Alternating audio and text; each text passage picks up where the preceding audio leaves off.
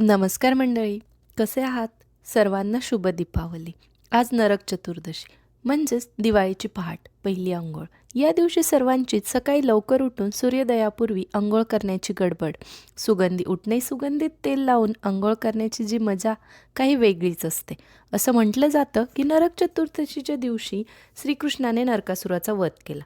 नरकासूर म्हणजे भगवान विष्णूंचा जो अवतार होता वराह आणि भूदेवी यांचा पुत्र. याने हजारो वर्ष तपश्चर्या करून ब्रह्मदेवाकडून एक वरदान मागितलं की मला माझ्या आईशिवाय कोणीच मारू शकणार नाही.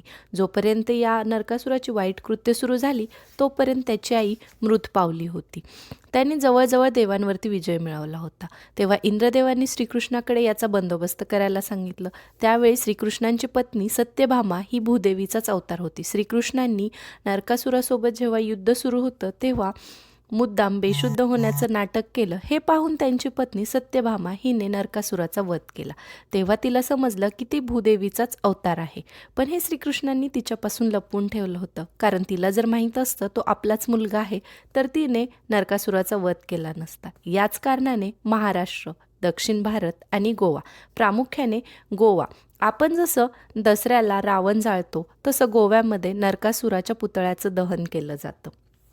नरकासूर म्हणजेच राक्षस म्हणून या दिवशी सकाळी लवकर उठून अभ्यंग स्नान करून आपण आपल्यातील आळस नावाच्या नरकासुराचा वध करत असतो. औक्षण करून नवीन ड्रेस घालून दिवाळीचा फराळाचा आनंद घेण्यात काही वेगळीच मजा असते. लहानपणी आम्ही या दिवाळीची वाट सुट्टी लागल्यापासूनच पाहत असायचो. आज ती पहाट आहे, फराळही आहे, नाही तर फक्त आपली माणसं आणि त्या लहानपणीच्या गोड आठवणी. असो, सर्वांना पुन्हा एकदा शुभ दीपावली.